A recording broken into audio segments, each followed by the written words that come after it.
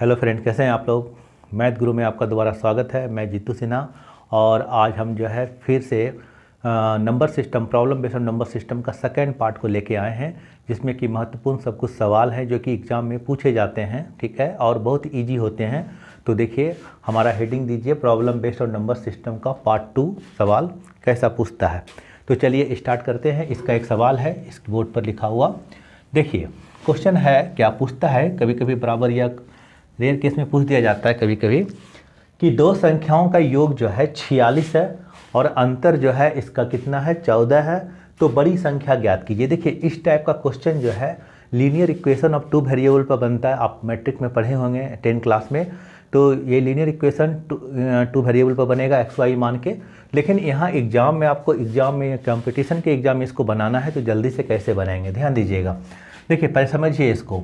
दो संख्याओं का योग 46 है, यानी एक संख्या मान लेते हैं x और दूसरा संख्या y मान लेते हैं, और दोनों का योग कितना है, 46 है। दूसरा बात बोलता है और इसका अंतर यानी दोनों का डिफरेंस कितना, the sum of two number is 46 and their difference कितना, तो 14।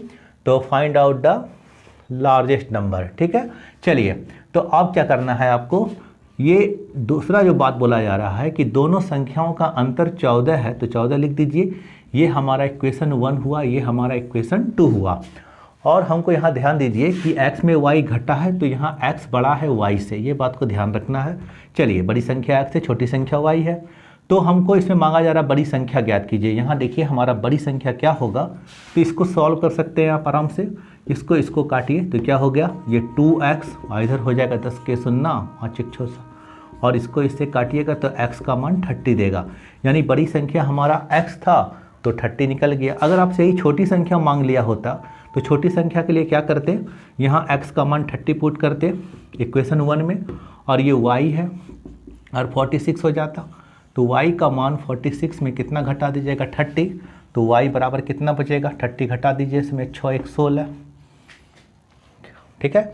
तो चलिए दूसरा संख्या, छोटी संख्या क्या हो गया इसमें, तो छोटी संख्या इसमें हमारा 16 हो गया, ठीक है। चलिए तो इस तरह से हम सवाल को सॉल्व कर सकते हैं। लेकिन बात आता है कि इतना लंबा चौड़ा एग्जाम में करने की ज़रूरत नहीं है। अगर आपको डायरेक्ट निकालना है तो हम क्या करेंगे उसके लिए, तो देखिए क्या करना है।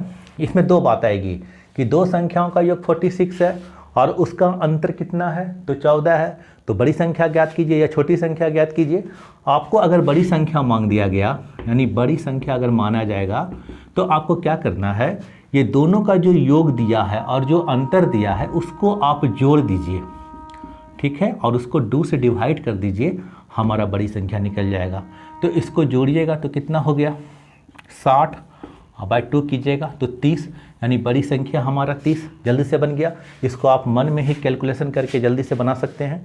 छोटी संख्या अगर मांग लिया जाए, छोटी संख्या मांग लिया जाए तो क्या करना है आपको, दोनों का अंतर कर दीजिए और 2 से भाग दे दीजिए, यानी कितना होगा, 2 और इधर से 4 में से 1 जाएगा तो 3 और 2 कट के 16, और हमारा छोटी संख्या 16 हो जाएगा। तो इस तरह से हम इसको सवाल को सॉल्व कर सकते हैं। चलिए इसी पर और दूसरा सवाल देखते हैं, इसी पर आधारित number problem based number system पर दूसरा टाइप का सवाल देखते हैं।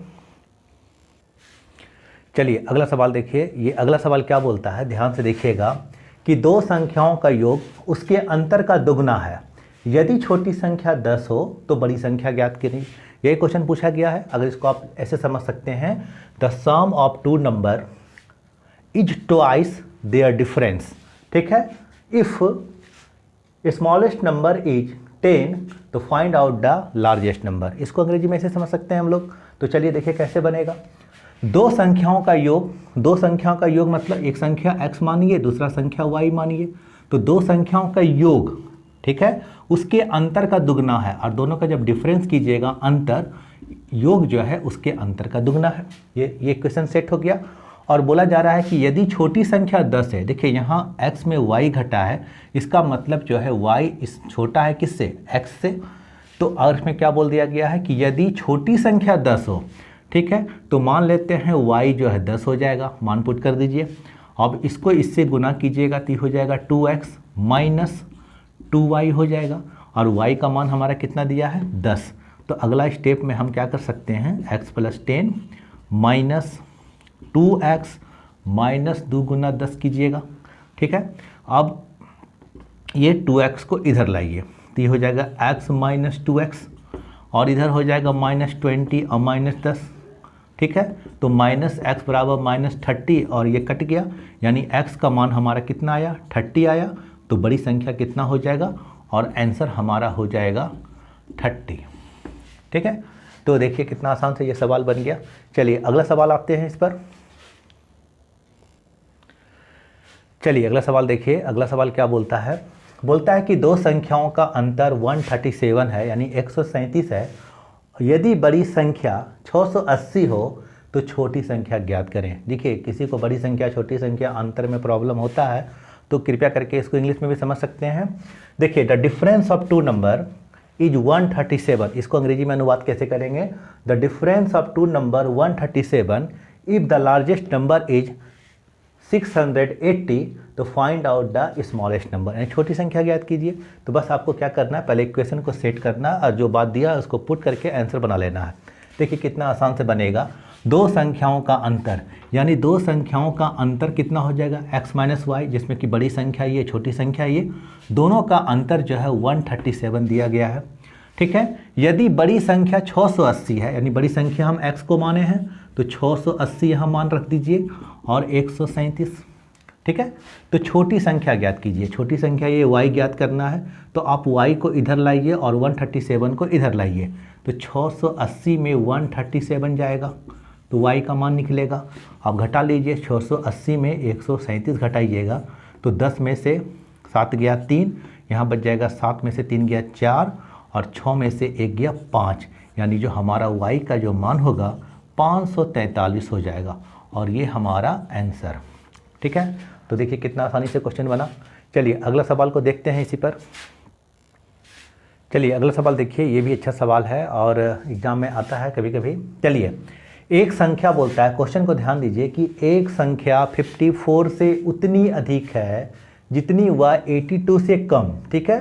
तो संख्या ज्ञात करें। देखिए आपको क्या करना है, ये दो क्वेश्चन इक्वलिटी में चल रहा है कि मान लीजिए कोई संख्या सपोज के लिए x है, ध्यान दीजिएगा कोई संख्या x है तो एक संख्या 54 से उतना ज़्यादा है, तो 54 से ये संख्या ज़्यादा है, इसका मतलब 54 इससे छोटा होगा, तो आपको x माइनस 54 कर देना है। जितनी वह किसके बराबर है, 82 से कम, यानी वही संख्या जो x है वह 82 से कम है, 54 से ज़्यादा है और 82 से कम है, ये दोनों बराबर में हो गया। आप आपके इसको सॉल्व करना है, ये x हो गया और इसको जब इधर लाइएगा ये x हो गया। अब 82 प्लस 54 को जोड़ दीजिए, इधर हो जाएगा 2x और इधर हो जाएगा 6 और 13, ठीक है। काटिए इसको तो ये हो जाएगा जाके 6 और 68, यानी हमारा संख्या क्या होगा 68 आंसर हमारा। अब इसको जल्दी से बना कैसे सकते हैं, जल्दी से बनाने का क्या नियम है, जब एग्जाम में ऐसा क्वेश्चन आए, ठीक है, ऐसा सवाल एक एज प्रॉब्लम पर भी आता है, ठीक है, तो उसका सेटिंग जो होता है बस इसी तरह से होता है, ठीक है। तो आपको क्या करना है, जब इस तरह का सवाल देखिए कि एक संख्या 54 से उतनी अधिक है जितनी वह 82 से कम है, तो आपको कुछ नहीं करना है, बस ये दोनों संख्या को जोड़ देना है, यानी 54 और प्लस 82 को जोड़िए और इसको 2 से डिवाइड कर दीजिए और जो इसका रिजल्ट प्राप्त होगा वही हमारा आंसर होगा। तो देखिए रिजल्ट कितना हो जाएगा, 6 और 136/2, और इसको काटिएगा तो रिजल्ट कितना देगा, 6 और 8 68, और यही हमारा आंसर होगा। तो एग्ज़ाम में आप इसको इस तरह से बना के अपने टाइम को बचा सकते हैं। चलिए अगला सवाल देखते हैं फिर। देखिए अगला सवाल देखिए मेरा जितना भी सवाल बता रहे हैं वो सारा का सारा बेसिक से है, यानी शुरू से है, और आस्ते आस्ते इसका लेवल को ऊपर ले जाना है। यानी जो भी कमज़ोर स्टूडेंट हैं जिसको कि मैथ से डर लगता है तो कृपया करके मेरे वीडियो को सारा देखिए, जिसमें कि मेरा जो बनाने का जो स्तर है वो छोटा से बड़ा होते चला जाएगा, ताकि आपको समझ में आसानी से आने लगेगा, ठीक है। तो चलिए देखते हैं सवाल क्या बोलता है। ये देखिए ये नंबर सिस्टम पर सवाल है, लेकिन इसमें परसेंटेज को घुसा दिया गया, यानी परसेंटेज पर आधारित प्रश्न है और problem based on number system, सब मिक्सिंग है। मैथ पूरा जो क्या होता है ये चैप्टर का उसमें सब मिक्सिंग होता है। तो मिक्सिंग में देखिए इसको कैसे बनाया जाएगा, किसी संख्या का 60% में 40 जोड़ने पर संख्या का 80% प्राप्त होता है, ठीक है। चलिए ऑप्शन भी लिख लीजिए हमारा 100, 200, 300 और 400, ये 4 ऑप्शन है। इसमें आपको निकालना है कि कौन हमारा आंसर होगा। चलिए, तो मान लीजिए किसी संख्या के 60% में 40 जोड़ने पर, तो संख्या अगर x है और किसी संख्या के 60%, और इसका जब आप 60% निकालते हैं तो नीचे परसेंटेज का नीचे 100 लिखते हैं, का मतलब गुना होता है, और इसमें कितना जोड़ना है, इसमें 48 करना है। तो रिजल्ट जो हमारा देगा वह संख्या का 80% देगा। कितना देगा रिजल्ट? 80%।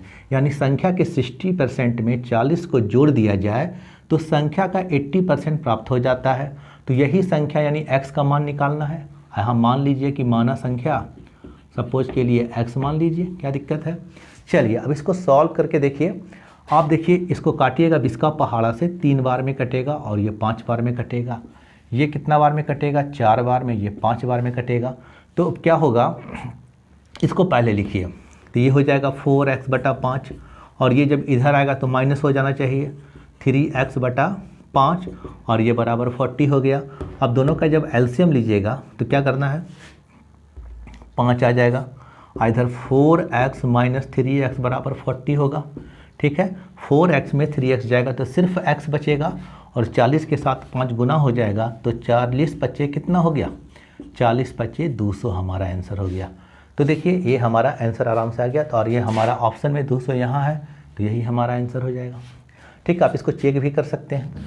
चेक कैसे कर सकते हैं देखिए, बताते हैं। अगर आपको ऑप्शन से बनाना हो तो इसको कैसे बनाएंगे। चलिए, हमारा आंसर 200 आया था, तो संख्या का 200 लिखते हैं, और इसका 60% जब निकालते हैं हम तो कुछ ऐसा निकलेगा। और जब इसमें 40 को जोड़ते हैं तो रिजल्ट देखिए क्या होगा, 60 दूनी कितना, 120, और हमारा 40 जुट के कितना हो गया, 200। तो यही 200 का 80% प्राप्त होता है। कब? जब संख्या के 60% में 40 जोड़ा जाता है। तो आप देखिए, आप 200 का 80% निकालिए।